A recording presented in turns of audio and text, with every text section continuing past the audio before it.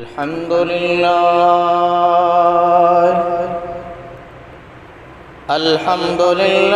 नहमदुहु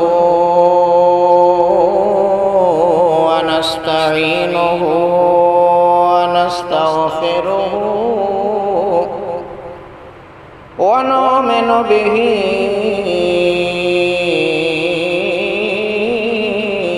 व नतवक्कलु अलैहि वनऊज़ु बिल्लाहि मिन शुरूरि अन्फुसिना व मिन सय्यिआति अमालिना मन यहदिहिल्लाहु फला मुदिल्ल लहु व मन युद्लिल्हु फला हादिय लहु वनशहदु अल्ला इलाहा इल्लल्लाह वहदहु ला शरीक लहु वनशहदु अन्न सय्यदना व सनदना व शफीअना व शाफिअना व नाफिअना व नूरना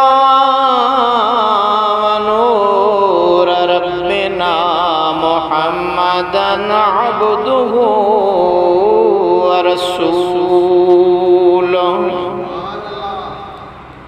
अम्मा बाद फ़क़द क़ाल अल्लाहु तबारक व तआला फ़िल क़ुरआनिल मजीद वल फ़ुरक़ानिल हमीद फ़अऊज़ु बिल्लाहि मिनश शैतानिर लईनिर रजीम बिस्मिल्लाहिर रहमानिर रहीम इन्ना इद्दतश शुहूरि इंदल्लाहि इस्ना अशर शहरन फ़ी किताबिल्लाह यौम खलक़स समावाति वल अर्द मिन्हा अर्बअतुन हुरुम ज़ालिकद दीनुल क़य्यिम फला तज़लिमू फ़ीहिन्ना अन्फ़ुसकुम वक़ातिलुल मुश्रिकीन काफ़्फ़तन कमा युक़ातिलूनकुम काफ़्फ़तन वअलमू अन्नल्लाह मअल मुत्तक़ीन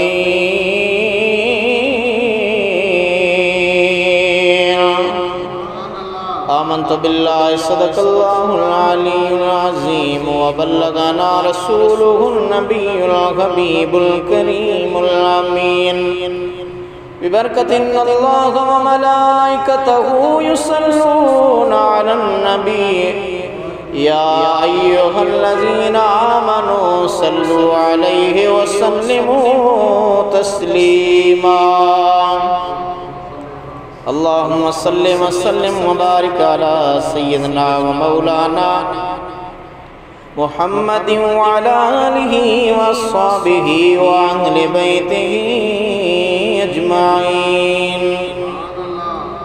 बरादरान इस्लाम वाजिबुल एहतराम मुसलमान भाइयों दोस्तों अजीज़ों बुजुर्गों,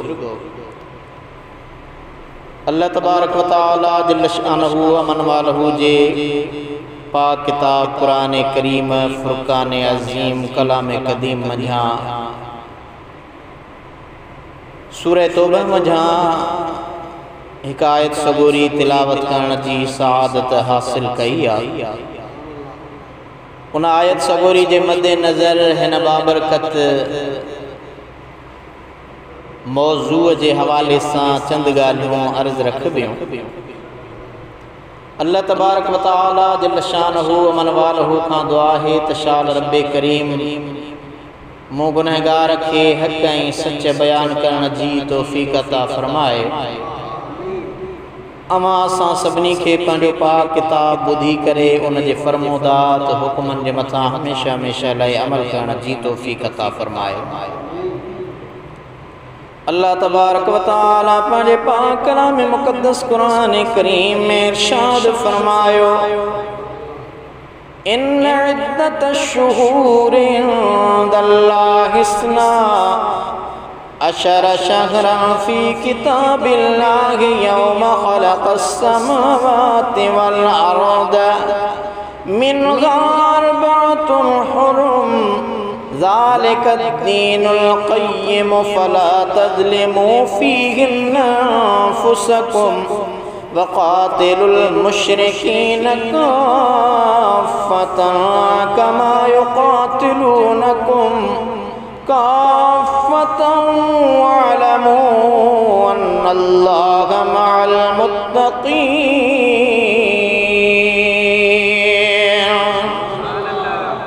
अल्लाह ताला फरमाए थो तो बेशक महीनन जो गाणे तो अल्लाह वट 12 महीना के अल्लाह जे किताब में उन ॾींहं खां जॾहिं आसमान ने ज़मीन खे पैदा कयईं उन मां 4 महीना हुरमत वारा आहिनि।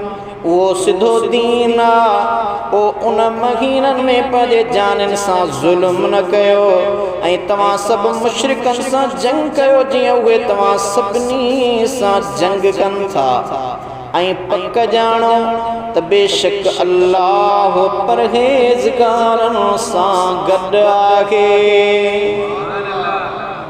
कुरान करीम जे हिन फरमूदे मुताबिक 4 महीना इज्जत ऐं हुरमत वारा आहिनि। उन्हनि में जंग ऐं जदाल ममनू आहे। उहे अल्लाह जी इबादत ऐं बंदगी जा महीना आहिनि।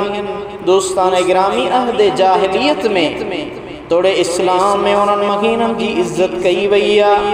उहे 4 महीना कहिड़ा आहिनि?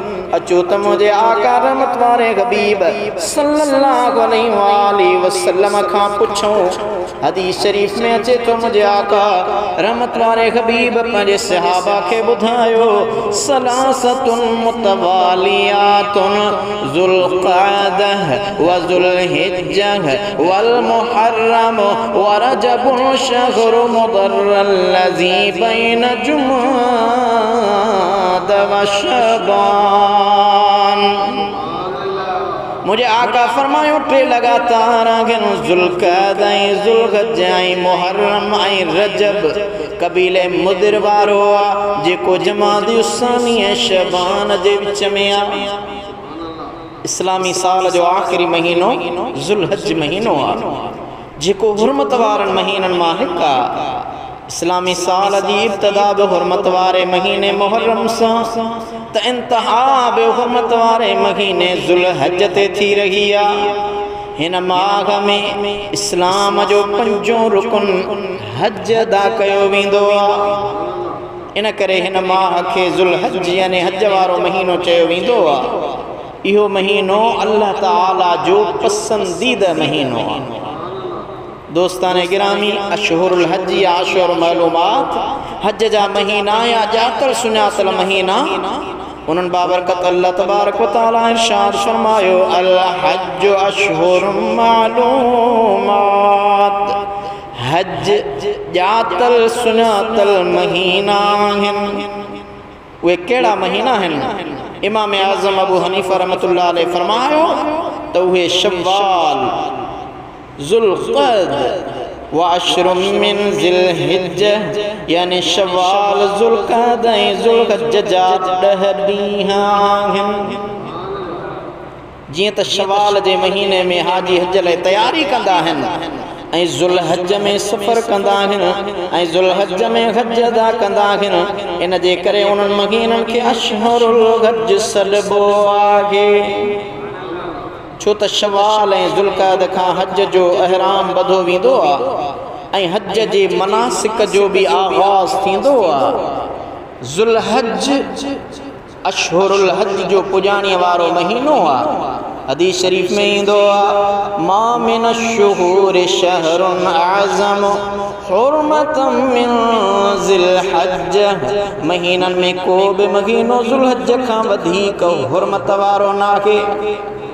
मुस्नद बज़ार में अबू सईद खुदरी रज़ी अल्लाह अन्हु खां रवायत आहे सय्यदुश्शुहूर रमज़ान व आज़मुहा हुर्मतन ज़ुल्हज्ज, यानी महीनन जो सरदार महीनो रमज़ान सभिनी खां वधीक तज़ीम वारो महीनो ज़ुल्हज्ज जो महीनो आहे।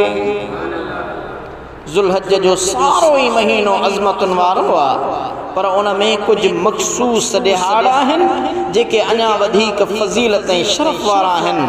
उन्हनि मां पहिरियों ॾहो यानी पहिरियां ॾह ॾींहं वरी वधीक इज़्ज़त ऐं आज़मत अहमियत वारा आहिनि।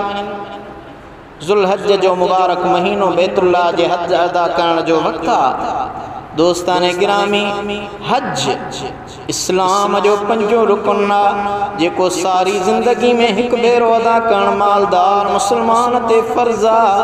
अल्लाह पाक ज़ुल्हज्ज महीने के इज़्ज़तुनि ऐं अज़मतुनि वारो बनायो आहे त जीअं मुसलमान जेकी हज अदा करण अचनि था या जेकी मुसलमान दुनिया जी जंहिं बि कुंड कुड़छ में आहिनि उते हिन महीने में अल्लाह जी इबादत कनि त उन्हनि खे हज ऐं जिहाद जहिड़ो अजुर मिलंदो।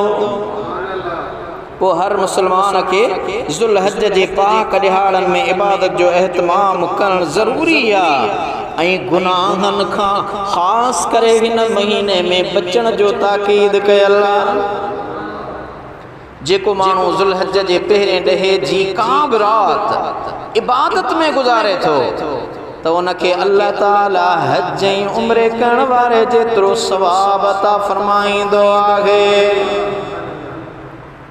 अशरे ज़ुल्हज्ज अशरे अव्वल ही ज़ुल्हज्ज शरीफ़ जा पहिरियां 10 ॾियार आहिनि जेके फ़ज़ीलत जे लिहाज़ खां साल जे अहम तरीन ॾींहंनि में शुमार थींदा आहिनि, छो त हिननि ॾींहंनि में ईदुल उज़हा अदा कई वेंदी आहे। हज जे मनासिक ऐं क़ुर्बानी जे ॾिहाड़नि जी शुरूआत बि हिन ॾहे खां थींदी आहे। इन जे करे हिननि ॾींहंनि जी इस्लाम में तमामु वॾी अहमियत आहे। दोस्ताने गिरामी, तारीख़ी लिहाज़ खां ज़ुल्हज्ज जो पहिरियों ॾहो वॾी अहमियत वारो आहे, छो त उहो हज़रत मूसा अलैहिस्सलाम जे वाइदे जी तकमील जो वक़्तु आहे। उहो हज़रत हबीब करीम रऊफ़ रहीम सल्लल्लाहु अलैहि वसल्लम जे दीन जी तकमील जो ॾहो आहे। उहो ॾहो इबादत ऐं अल्लाह जे ज़िक्र जो वक़्तु आहे। तफ़सीर इब्न कसीर में अचे थो त अल्लाह ताला हज़रत मूसा कलीमुल्लाह सां जन 30 रातिन जो वाइदो कयो हो। उहे 30 रातियूं ज़ुल्क़द जो हो। पोइ अल्लाह ताला उन जा 40 ॾींहं यानी चिल्लो 10 ॿियनि रातियुनि सां मुकमल कयो। उहे 10 रातियूं ज़ुल्हज्ज जूं पहिरियों 10 रातियूं हुयूं। इहो मुजाहिद मसरूक़ इब्न जुरैज इब्न अब्बास जो कौल आहे। दोस्ताने गिरामी, उन कौल मुताबिक यौमुन नहर वारे ॾींहुं हज़रत मूसा कलीमुल्लाह जे वाइदे जा ॾिहाड़ा पूरा थिया हुआ। उन ॾींहुं हज़रत मूसा अलैहिस्सलाम अल्लाह ताला सां कलाम कयो हो। उहो ॾींहुं मुसलमाननि लाइ ईदुल उज़हा जो ॾींहुं करार ॾिनो वियो आहे। उन्हनि ॾींहंनि खे अयाम मालूमात यानी ॼातल सुञातल ॾींहं बि सॾियो वियो आहे। उहे ई ज़ुल्हज्ज जा पहिरियां ॾींहं आहिनि जन बाबरकत ॾिहाड़नि जे हवाले सां अल्लाह जो कलाम तो फरमाए वयज़कुरुस्मल्लाहि फ़ी अय्यामिन मालूमात, ऐं अल्लाह जे नाले जो ज़िक्र करण था ॼातल ॾींहंनि में। जमहूर उलमा वटि उहे ॾींहं ज़ुल्हज्ज जा पहिरियां 10 ॾींहं आहिनि।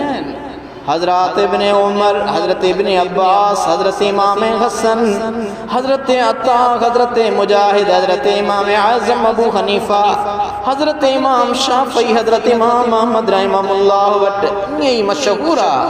सही बुखारी में अचे तो सैयदना अब्दुल्लाह बिन अब्बास रज़ियल्लाहु अन्हु रिवायत थो करे त अल्लाह जो फरमान वज़कुरुल्लाह फ़ी अय्यामिन मालूमात, अय्यामुल अश्र ऐं अय्याम मालूमात में अल्लाह जो ज़िक्र कयो। उहे ज़ुल्हज्ज जा 10 ॾींहं आहिनि यानी हिननि ॾींहंनि में अल्लाह ताला जो ज़िक्र कसरत सां कयो। ज़ुल्हज जो पहिरियों 10 रातियों साल जूं सुहिणियूं शान वारियूं रातियूं हन।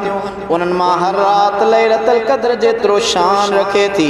उन्हनि रातियुनि जो शान अल्लाह ताला क़ुरान करीम में बयान फरमायो, वल फज्र व लयालिन अश्र, फज्र जो कसम ऐं 10 रातियुनि जो कसम।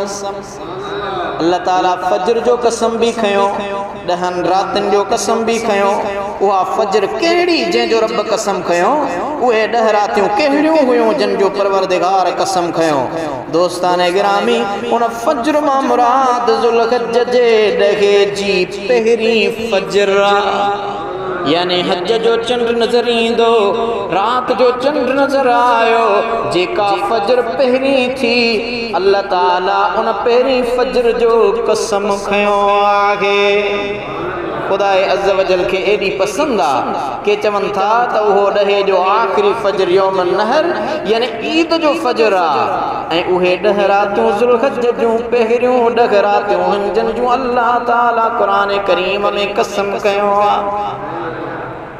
फ़ज़ाइलुल औक़ात में इमाम बेहक़ी रवायत में आणनि था, हज़रत इब्न अब्बास रज़ियल्लाहु अन्हु चवे थो त उहे 10 रातियूं जिन जो अल्लाह ताला कसम खयो आ से ज़ुल्हज जूं पहिरियों 10 रातियूं हन, वशफ़े क़ुर्बानीअ वारो ॾींहुं आ, ऐं वल वत्र अरफ़ात वारो ॾींहुं आ। दोस्ताने गिरामी, अय्याम मादूदात यानी गाणे टे जा ॾींहं उहे ज़ुल्हज जा पहिरियां ॾींहं आहिनि, बशमूल तशरीक़ वारनि ॾींहंनि जे। सही बुखारी जे अंदर हदीस रवायत कयल वकान इब्न उमर व अबू हुरैरत यखरुजान इला सूक़ फी अय्यामिल अश्र युकब्बिरान व युकब्बिरुन नास बितकबीरिहिमा व कब्बर मुहम्मद इब्न अली खल्फन नाफिलह। हज़रत अब्दुल्लाह बिन उमर ऐं हज़रत अबू हुरैरा रज़ियल्लाहु अन्हुमा उन्हनि 10 ॾींहंनि में बाज़ारनि जी तरफ़ निकिरंदा हुआ त तकबीरूं चवंदा हुआ, उन्हनि खे ॾिसी माण्हू बि तकबीरूं पढ़ंदा हुआ। हज़रत मुहम्मद बिन अली त नफ़ली निमाज़नि बैदि बि तकबीरूं पढ़ंदा हुआ। मुहम्मद इब्न हनफिया चो तो हनीफा संदस अमर जो नालो हो, इब्न हनीफ कबीले मजा हुई। उन्हें हज़रत मुहम्मद मौला अली जो फर्जंद हज़रत इमाम हसन हुसैन जो भा हिन महीने जे अंदर आम निमाज त छा पर नफ़िल निमाज पढ़ण खां पोइ बि तकबीर चवंदो हो, अल्लाहु अकबर ला इलाहा इल्लल्लाह वल्लाहु अकबर वलिल्लाहिल हम्द। ज़ुल्हज जे पहिरें 10 वारा ॾींहं फ़ज़ीलत शरफ़ ऐं शान वारा ॾिहाड़ा आहिनि, उहे अल्लाह जा महबूब ॾींहं आहिनि। उन्हनि ॾींहंनि में छा करणु घुरिजे? हज़रत अब्दुल्लाह बिन उमर रवायत थो करे, मुझे आका रहमत वारे हबीब नबी नामदार सल्लल्लाहु तआला अलैहि वसल्लम इरशाद फरमायो, मा मिन अय्यामिन अअज़मु इंदल्लाहि वला अहब्बु इलैहि मिनल अमल फीहिन्न मिन हाज़िहिल अय्यामिल अश्र फअक्सिरू फीहिन्न मिन अत-तहलील वत-तकबीर वत-तहमीद।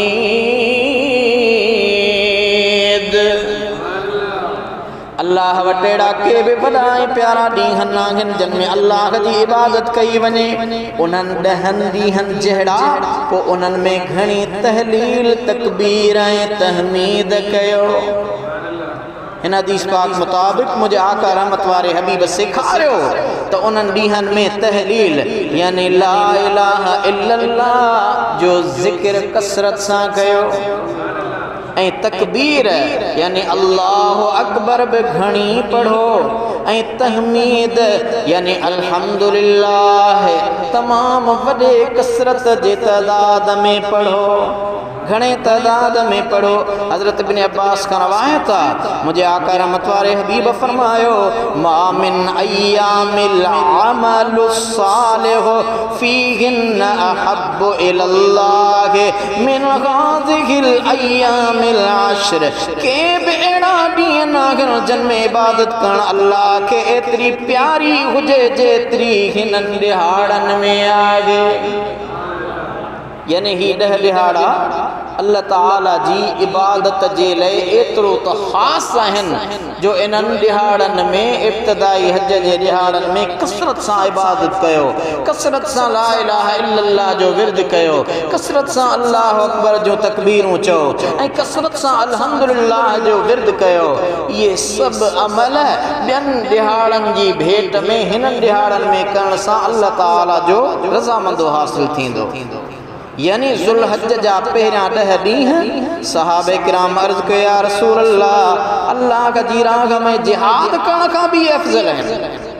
मुंहिंजा महबूब ये ॾींहं इबादत जे लिहाज़ सां जेकॾहिं भला को माण्हू जिहाद ते वञे, ॿियो माण्हू इबादत करे, उन जिहाद खां वधीक अफ़ज़ल आहे। मुंहिंजे आका रहमत वारे हबीब फरमायो, अल्लाह जी राह में जिहाद करण खां बि सवाइ उन माण्हूअ जे जेको पंहिंजी जान ऐं माल खणी अल्लाह जी राह में निकितो ऐं उन्हनि मां कुझु बि वापसि न कयईं, यानी जेको माल खणी जिहाद लाइ निकितो उहो बि क़ुर्बान करे आयो, न रुगो माल पर पंहिंजी जान जी भी कुर्बानी ॾेई आयो।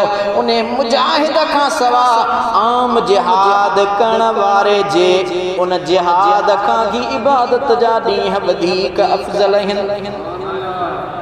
दोस्तों, सैयदना अबू हुरैरा रज़ियल्लाहु ताला अन्हु रवायत था कनि तो हुजूर नबी नामदार सल्लल्लाहु अलैहि वसल्लम फरमायो, मा मिन अय्यामिन अहब्बु इलल्लाह अन युतअब्बद लहु फीहा मिन अश्र ज़िलहिज्जह। ॾींहनि मां कंहिं बि ॾींहुं अल्लाह वटि अहिड़ा प्यारा नाहिनि जहिड़ा ज़ुल्हज जा पहिरियां 10 ॾींहं आहिनि जिन में अल्लाह जी इबादत कई वञे।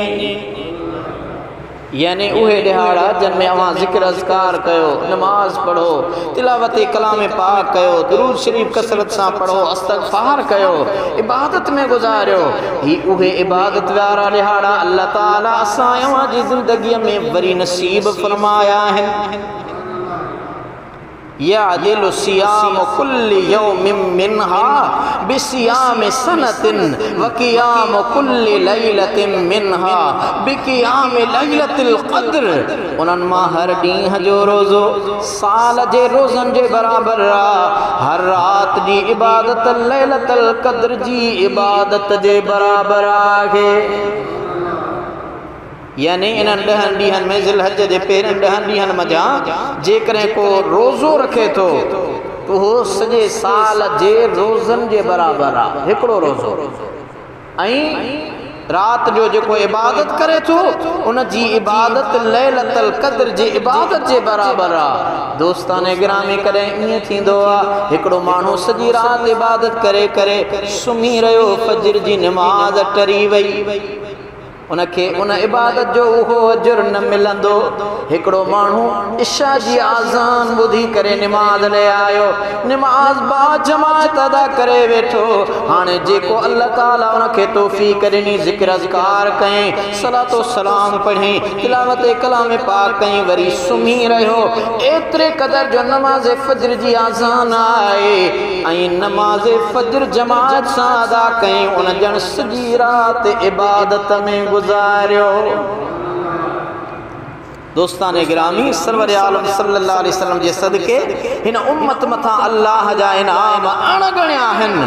रमज़ान जो रहमतूं हिन उम्मत जे लाइ, ईदुल फितर हिन उम्मत जे लाइ, शब्बे क़दर ऐं शब्बे बरात हिन उम्मत जे लाइ। उन सभु मौक़नि मां को माण्हू मग़फ़िरत जो हिस्सो हासिल करे न सघे त वरी अल्लाह पाक ज़ुल्हज जो ॾहो अता फरमायो जंहिंजी हर रात लैलतुल क़द्र जे बराबरि आहे ऐं हर ॾींहं जो रोज़ो 1000 रोज़नि जे बराबरि आहे।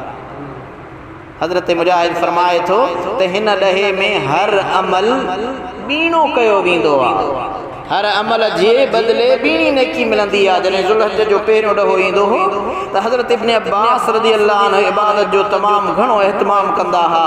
फरमाईंदा हुआ त ज़ुल्हज जे ॾहे में ॾीआ न उझायो, इबादत में रातियूं ज़िंदह कयो।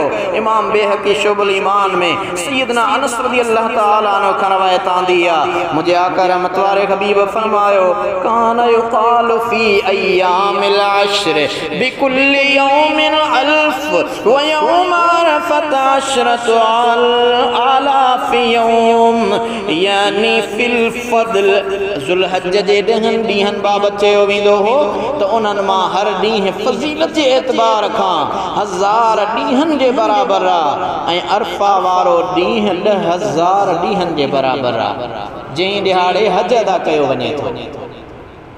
इन जे करे जेकॾहिं असां अवां खां अॻु में शोबानुल मुअज़्ज़म जी राति निकिरी वई आहे, तोड़े जो असां उन राति में इबादत कई आहे, पर वरी बि अल्लाह ताला मौक़ो ॾेई रहियो आहे। जेकॾहिं रमज़ान जा रोज़ा कंहिं सबब जे करे निकिरी विया, हिन महीने जो 10 ॾींहनि इब्तिदा अशरो ज़ुल्हज जो हिकिड़ो रोज़ो साल जे रोज़नि जे बराबरि ऐं हर राति शबे क़दर जे नेमतुनि जे बराबरि आहे। राति जो इबादत कयो, नफ़िल पढ़ो, अल्लाह ताला जेका तौफ़ीक़ अता फरमाए।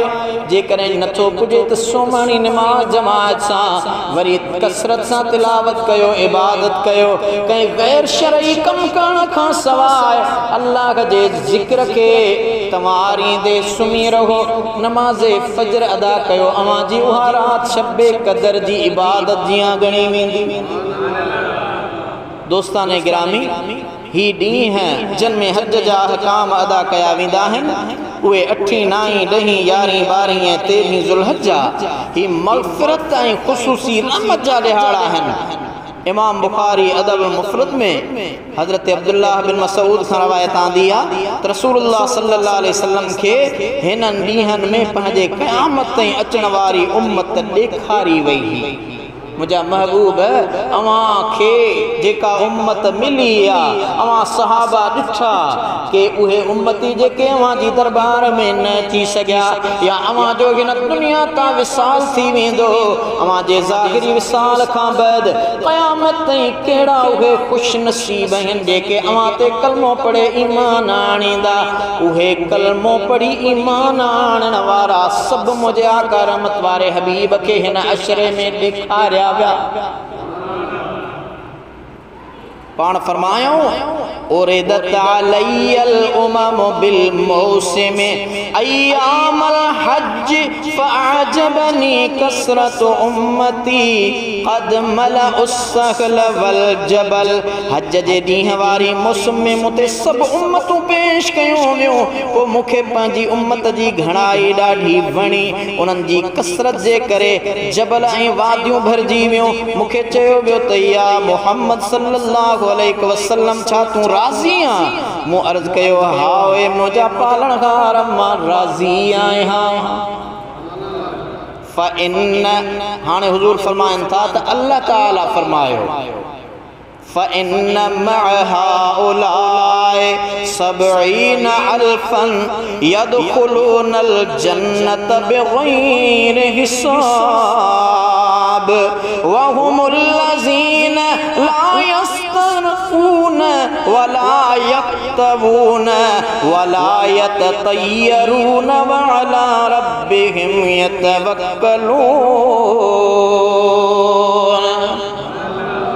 हुज़ूर फरमायो, मूं पंहिंजी उम्मत खे ॾिठो, अल्लाह ताला मूंखे उम्मत ॾेखारी। ॿियनि पैगम्बरनि जी बि उम्मत खे मूं ॾिठो, मगर जॾहिं मुंहिंजी उम्मत मुंहिंजे साम्हूं आई, मूं ॾिठो सुभान अल्लाह, ही ऐवान भरिजी विया, झंगल भरिजी विया, जबल पहाड़ सभई मुंहिंजे उम्मतनि सां भरिजी विया। एडी कसीर तादाद में मुझी उम्मत मुखे ॾेखारी वई। मुझे रब्बुल आलमीन जी ज़ाते बाबरकात पुछो मुझा महबूब तू राज़ी आ? मु अर्ज़ कयो हा मुझा मौला मां राज़ी हां। हाणे जेको अल्लाह ताला फरमायो उन जी अरबी इबारत मां के बुधाई। मुझे महबूब फरमायो मुखे रब फरमायो उनन सा गड 70,000 एड़ा मानू बयान जेके बिना हिसाब जे जन्नत में वेंदा। उहे मानू एड़ा हुंदा जेके गैर शरई फीना न रखाईंदा होंदा ऐं बतौर इलाज डंभ न ॾियारींदा होंदा ऐं बुरी फाल वठण वारा न होंदा ऐं पंहिंजे रब ते भरोसो रखण वारा होंदा। यानी वो भोपन ढारन वारन भीणन वारन तावीज़न वारन दे नवींदा होंदा। सदको मुझे मुर्शिद सजन साईं ता जन मन कई ए खलीफो ए आलमो तावीज़ लिखी कंहिंखे न ॾियो। या हिकिड़ी हिन दौर में जिहालत आ, सजन साईं मना करे छॾिया, को लिखे तो उनजी पंहिंजी मर्ज़ी आ। मुझे महबूब मुर्शिद फरमायो अल्लाह जो कलाम पढ़ी तव्हां दम कयो तावीज़ खां वधीक उन में असर पैदा थिए। मुझे आका तने फरमायो त ढारन फीणन टोणन वारा उहे उन्हें में शामिल न होंदा। 70,000 वहां जा उहे उम्मती होंदा जेकी मुतवक्किल अल्लाह होंदा, अल्लाह ते भरोसे वारा होंदा। अल्लाह ताला उन्हन 70,000 खे बिना हिसाब किताब जे बख्शे जन्नत में उमाणे। दोस्ताने गिरामी अय्याम हज मोहम्मद बिन अली हजरत मौला अली जो फर्जंद इमाम हसन हुसैन जो बिरादर तो का पुछो बियो त अय्यामुल हज जी बेहतरीन दुआ या जिक्र केड़ो आ। सोने हैदर करार जो फर्जंद तो फरमाए ला इलाहा इल्लल्लाह वल्लाहु अकबर, यानी ला इलाहा इल्लल्लाह वल्लाहु अकबर चवण हिनन दिहाड़न जी तमाम अहम कारायती दुआ गे।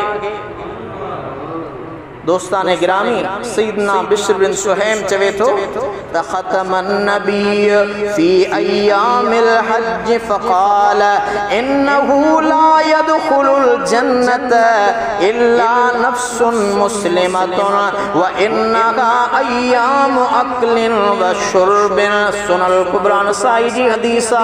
मुझे आका नबी नामदार सल्लल्लाहु अलैहि वसल्लम हज जे दिहाड़न में खुतबो ॾिनो। फरमाया त बेशक बेश्त में को दाखिल न थींदो सिवाय मुसलमान जान जे ऐं बेशक उहे हज वारा दिहाड़ा खाधे पीते जा ॾींहं आहिनि। अय्याम तशरीक, अय्याम तशरीक तशरीक वारा दिहाड़ा ही कुल 5 ॾींहं 9, 10, 11, 12, 13 ज़ुल्हज उहे ईद ऐं खाधे पीते जा ॾींहं आहिनि। अमर रसूलुल्लाह सल्लल्लाहु अलैहि वसल्लम अब्दुल्लाह इब्न हुज़ाफत फनादा फी अय्याम तशरीक अला इन्न हाज़िही अय्याम ईदिन व अक्लिन व शुर्बिन व ज़िक्रिन। तशरीक वारन ॾींहन में रसूलुल्लाह सल्लल्लाहु अलैहि वसल्लम हज़रत अब्दुल्लाह बिन हुज़ाफा समी के हुक्म फरमायो तो वो माण्हुनि में ऐलान करे त आगाह थी वञो त ही ईद ऐं खाधे पीते ऐं ज़िक्र जा दिहाड़ा आहिनि। यानी ये 10 दिहाड़ा खाधे पीते जा भी आहिनि, ईद जा दिहाड़ा भी आहिनि। त ईअं न त पेट भरियो एतिरो खाओ जो सुम्ही रहो त सभु निमाज़ूं निकिरी वञे। हुज़ूर फरमायो न ही ज़िक्र जा महीना भी आहिनि, अल्लाह जो ज़िक्र कसरत सां करण जो भी ही 10 दिहाड़ा आहिनि। उन्हनि ॾींहनि में 9 ज़ुल्हज जी फजर खां 13 ज़ुल्हज जे 3 पहिरीं ताईं हर फजर फर्ज़ नमाज खां पोइ 3 भेरा गॾिजी वॾे सॾ तकबीर पढ़बी आहे। अगरि को माण्हू अकेलो नमाज पढ़े थो त उनखे बि इहा तकबीर पढ़णी आहे। ऐं औरत बि जेकॾहिं नमाज पढ़े थी त उहा बि पंहिंजे घर में हर फर्ज़ नमाज खां पोइ अल्लाहु अकबर ला इलाहा इल्लल्लाह वल्लाहु अकबर वलिल्लाहिल हम्द जी तकबीर चवे। 8 ज़ुल्हज यानी यौमुत तरविया पानी प्यारण जो ॾींहुं, छो त उन ॾींहुं हाजी उठनि खे खूब पानी प्यारींदा आहिनि जीअं अरफा जे ॾींहुं उञ न लॻे। हिन ॾींहुं हाजी सगोरा 5 निमाज़ूं मिना में अदा कंदा आहिनि। इहा सुन्नत नबवी आहे। सैयदना अब्दुल्लाह बिन अब्बास का रवायत आहे अन्न रसूलुल्लाह सल्लल्लाहु अलैहि वसल्लम सल्ला बिमिनन यौम तरवियत ज़ुहर वल असर वल मग़रिब वल इशा वल वल फज्र सुम्मा गदा इला अरफह। रसूलुल्लाह सल्लल्लाहु अलैहि वसल्लम तरविया जे डी बेपरी ट्रिपरी सिजल तो सोमानी ऐ फज्र पंजे नमाजों मिनो में अदा फरमायो। पो सुबह सा अरफात तरफ रवाना थिया ऐ यौम अरफह नाई ज़ुल्हज अरफात वारो ॾींहुं हिनखे यौमुल हज्जुल अकबर वॾे हज वारो ॾींहुं बि सॾिबो आहे। हीउ ॾींहुं सारे साल जे अफ़ज़ल तरीन ॾिहाड़नि सां आहे। हिन मुबारक ॾींहं ते हज अदा कयो वेंदो आहे। हिन ॾींहं में अल्लाह ताला जूं ख़ासि रहमतूं नाज़िल थींदियूं आहिनि। हिन ॾींहं में अल्लाह पंहिंजे बाननि ॾांहुं अताउनि ऐं इनायतुनि सां मुतवज्जह थींदो आहे।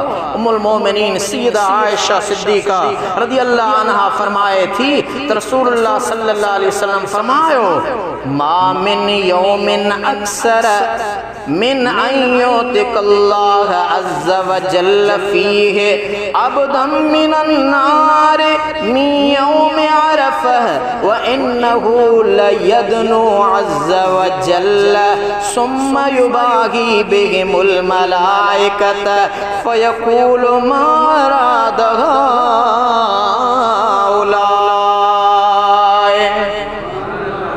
सुनन इब्न माजा की रवायत के हदीस अल्लाह ताला कंहिं बि ॾींहं में एतिरा बाना जहन्नम जी बाहि खां आज़ाद नथो करे जेतिरा अरफा वारे ॾींहुं आज़ाद कंदो आहे। ऐं उन ॾींहुं अल्लाह ताला पंहिंजी रहमत सां तमामु वेझो थी वेंदो आहे। पोइ मलाइकनि खे ॾेखारे ख़ुशि थींदो आहे ऐं फरमाईंदो आहे त हे मलाइको इन्हनि अरफात ते अचण वारनि बाननि जो छा इरादो आहे जेके हज करण जे लाइ इस्तग़फ़ार जे लाइ हिते हाज़िर थींदा आहिनि। सही इब्न अब्बान में आहे हज़रत जाबिर अर्ज़ कयो या रसूलुल्लाह सल्लल्लाहु अलैहि वसल्लम खां ॿुधो मुंहिंजे आका फरमायो अफ़दलुल अय्यामि यौम अरफह सभिनी ॾींहंनि मां भलो ॾींहुं अरफा वारो ॾींहुं आहे। किन आलिमनि चयो त सभु ॾींहंनि खां भलो ॾींहुं यौमुन नहर कुर्बानी वारो ॾींहुं आहे। उन्हनि इन हदीस मां दलील वरितो जो मुंहिंजे आका फरमायो इन अज़मल अय्याम इंदल्लाहि तबारक व तआला यौमुन नहर सुम्मा यौमुल क़र्र। अल्लाह ताला वटि ॾींहंनि में सभ खां वॾो ॾींहुं कुर्बानी वारो ॾींहुं आहे। उन खां पोइ 11 वारो ॾींहुं अफ़ज़ल ॾिहाड़ो आहे। यौम अरफा वारो ॾींहुं लखें गुनहगारनि जी बख़्शिश मग़फ़िरत ऐं जहन्नम खां छोटकारे जे नवीद मिलण जो ॾींहुं आहे। जॾहिं अरफा वारे ॾींहुं अल्लाह जे रहमतुनि बरकतुनि ऐं बख़्शिशुनि जे वारो वार थींदी आहे। सगीरा कबीरा बख़्शा वेंदा आहिनि। उन ॾींहुं इब्लीस ज़लील थी मथे में धूड़ विझी पिटींदो आहे। इमाम मालिक रहमतुल्लाह अलैह पंहिंजे मौता में हज़रत तलहा बिन उबैदुल्लाह खां रवायत आंदी आहे रहमत वारे हबीब नबी नामदार सल्लल्लाहु अलैहि वसल्लम फरमायो मारो अश-शैतानु यौमन हुवा फीहि असगरु वला अदहरु वला अहकरु वला अग़यदु मिनहु फी यौम अरफत व मा ज़ाका इल्ला लिमा रआ मिन तनज़्ज़ुलिर रहमते व तजावुज़िल्लाहि अनिज़्ज़ुनूबिल इज़ाम। शैतान कहीं भी ॾींहुं न अहिड़ो नंढड़ो न अहिड़ो ख़्वार न अहिड़ो ज़लील न अहिड़ो कावड़ियल ॾिठो वेंदो आहे जहिड़ो अरफा वारे ॾींहुं हूंदो आहे। उहो हिन जे लाइ जो अल्लाह जी रहमत उन ॾींहुं कसरत सां नाज़िल थींदी आहे ऐं अल्लाह ताला पारां वॾनि गुनाहनि खे दरगुज़र थींदे ॾिसंदो आहे। बुखारी ऐं मुस्लिम में आहे त हज़रत उमर फारूक रज़ियल्लाहु अन्हु खे हिकु यहूदी चयो त अमीरुल मोमिनीन अव्हां जे किताब क़ुरान पाक में हिकु अहिड़ी आयत आहे उहा अगरि असां यहूदियुनि ते नाज़िल थिए हा त उहो ॾींहुं असां ईद करे मल्हायूं हा। पाण फरमायूं कहिड़ी आयत ॿुधायूं अल-यौम अकमलतु लकुम दीनकुम व अतममतु अलैकुम निअमती व रदीतु लकुमुल इस्लाम दीना।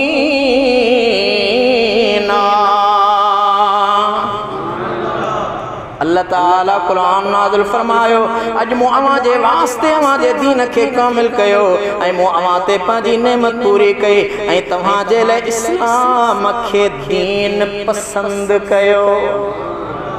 ख़बर पई त इस्लाम खां वधीक ख़ुदा खे ॿियो को बि दीन पसंदि कोन्हे।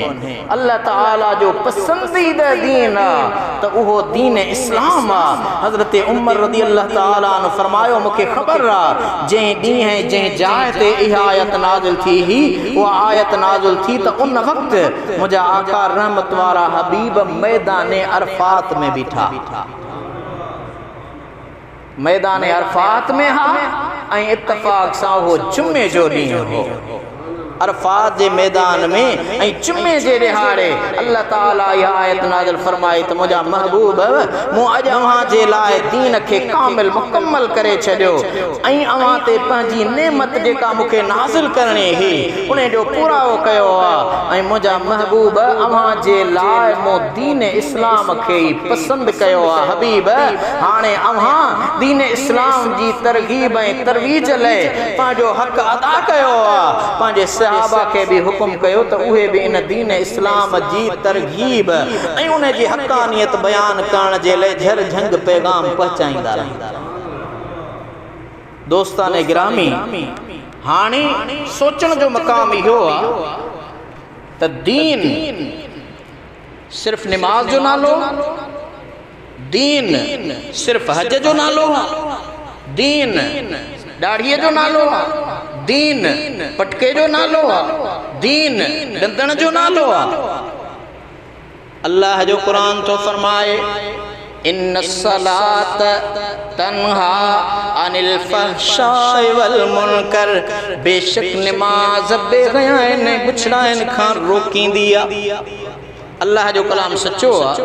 अल्लाह से चवे थो त निमाज बेहयाइन बुछड़ाइन खां रोकींदी आहे। हाणे जेकॾहिं तूं निमाज़ी बणिजो आहे, अल्लाह ताला तोखे सभ खां पहिरियां कलमो नसीब कयो आहे, मुस्लमान थियो आहे त ए मुस्लमान तुंहिंजे मथां निमाज़ फ़र्ज़ आहे। हाणे जेकॾहिं तूं निमाज़ ॾांहुं अची थो त निमाज़ त नेकीअ जो अमर ॾियण वारी आहे।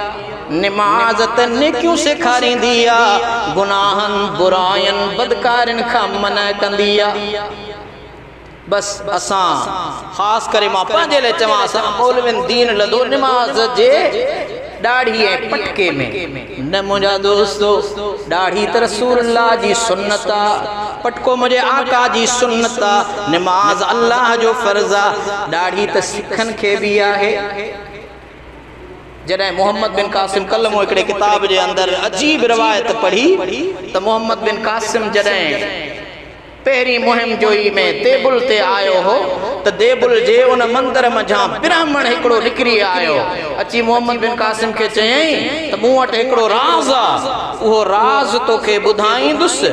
जेकॾहिं मूंखे तूं आज़ाद करीं, मूंखे ऐं मुंहिंजे ख़ानदान खे लिखत में हुकुम जारी कर त मूंखे बि तकलीफ़ न ॾींदे, मुंहिंजे ख़ानदान खे बि तकलीफ़ न ॾींदे, त पोइ मां तोखे उहो राज़ ॿुधायां। ॿियनि मुशीरनि सभु कंहिं चयो मोहम्मद बिन कासिम खे त शायदि हिन वटि को ख़ज़ाने जो राज़ आहे या को अहिड़ो राज़ आहे जेको पाण जे लाइ फ़ाइदेमंद थींदो। चई बाबा भली लिखत में वठि। उनखे लिखत में ॾिनो वियो, अहद कयो वियो, इक़रार कयो वियो त ए ब्राह्मण तोखे बि सतायो न वेंदो, तुंहिंजे ख़ानदान खे बि सतायो न वेंदो। हाणे जेको तो वटि राज़ आहे उहो ॿुधा। हाणे उते बीठो, पहिरियां त नचण लॻो, ख़ुशि थियण लॻो त हाणे मां राज़ ॿुधायां थो, हाणे ॿियनि सां छा थींदो उहो उन्हनि जो मामिलो आहे, पर मां अॼु हिन हमले में पाण बि बची वियुसि ऐं पंहिंजे सॼे ख़ानदान जे मुतालिक़ अहद वरितो आहे, उन्हनि खे बि कुझु न थींदो। मोहम्मद बिन कासिम चयुसि त राज़ कहिड़ो आहे ॿुधा। हाणे हुन पंहिंजी ॾाढ़ीअ में हथु विधो, ॾाढ़ीअ में हथु विझंदे उनखे ॻंढियूं ॾिनल हुयूं। हिकिड़ी ॻंढि खोलियईं, ॿी ॻंढि खोलियईं, टीं ॻंढि खोलियईं, चौथीं ॻंढि खोलियईं।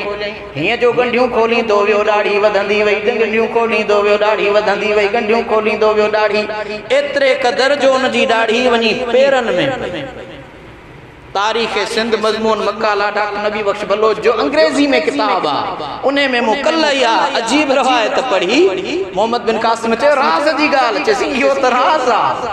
ही ॾिस मुंहिंजी हितां खां वठी ॾाढ़ी पेरनि में ॿुहारा पई ॾे, इन खां वॾी ॾाढ़ी तूं बि अरब जी ज़िंदगी में कंहिंखे ॾिठी अथई? कि न यार वाकई अची मां ॿिया सिपाही बिगड़िया चई ही कहिड़े क़िस्म जो ही त असां सां धोखो थो करे चई न असां हुन सां अहद करे छॾियो आहे हिन ब्राह्मण खे बि आज़ादी आहे त हिन जे माइटनि खे बि आज़ादी आहे उन्हनि सां कंहिं बि क़िस्म जी हथ चुरांद न थींदी त भाउ इहा पेरनि ताईं वॾी ॾाढ़ी त ब्राह्मणनि खे बि हुई जेका उन दौर में भी हुई वड्डी दाढ़ी रखण को दीन जो नालो दीन दाढ़ीअ जो वड्डी दाढ़ीअ जो नालो कोन्हे दाढ़ी कुदरती सूंह अल्लाह ताला इंसान के सूंह ॾिनी आहे जेका चेहरे ते ठहकंदड़ हुजे ऐं जेका रसूलुल्लाह जी सुन्नत मां साबित हुजे हुजूर मना न कई आहे हिन जो मक़सद कोन्हे त उन ब्राह्मण वारी वॾी दाढ़ी रखो असां दीन ॻोल्हे लधो दाढ़ीअ में पटके में जंहिंखे वॾो जुबो साईं वॾो बुज़ुर्ग आहे साईं मुंहिंजे हक़ में दुआ त घुर तो उन जी पुठ वारा ॾिठी आहे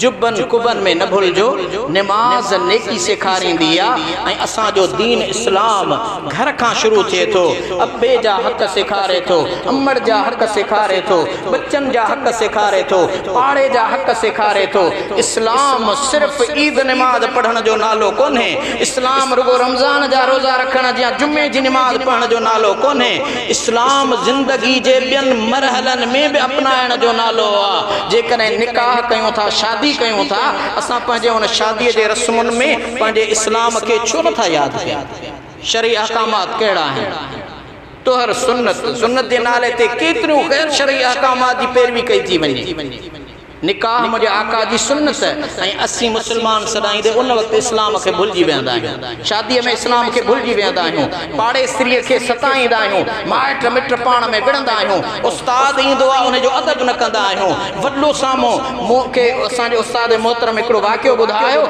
मौलाए कायनात हज़रत मौला अली शेर ख़ुदा हैदर करार नमाज़ ते पिया विया जमात जो टाइम हो ओचिते रस्ते में आया त हिकिड़ो सफ़ेद रीश ॾाढ़ीअ सां बुज़ुर्ग पुराड़ो झूनो यहूदी हो वञी रहियो हो रस्ते सां पाण मस्जिद जे दरवाजे ताईं उन्हें जे आॾो न आया त मतां वॾे जी बेअदबी थिए एतिरे क़दर जॾहिं नमाज़ ते आया त संदन खां जमायत जूं रकातूं निकिरी वियूं माना जमायत जूं रकातूं हैदर करार छॾियूं उन वॾे जे अदब जी असां पंहिंजे वॾे जो अदब केतिरो था कयूं इहो असां पंहिंजो पाण खे पुछो वो हैदर करार हो ऐं अची बि नमाज़ ते रहियो हो तूं असां तकड़ कंदासीं हिन खे धिको न बाबा नमाज़ न निकिरी वञे रकात न निकिरी वञे त असां दीन इस्लाम मख़सूस शयुनि में जेकॾहिं को मेंबर ते वेठो जंहिं मसलक जो आहे ॿिए मसलक वारे खे गारियूं ॾिए असां दीन इस्लाम इन में ॻोल्हियो मेंबर ते वेही जेकॾहिं कंहिंखे घटि वधि न ॻाल्हाइनि उहो मुक़रर ई न आहे तक़रीर ई न आहे उनखे करणी वाइज ई न आहे या मेंबर ते वेही हिकिड़े मसलक वारो ॿिए खे गारियूं ॾिए या मेंबर ते वेही मश्करनि वारा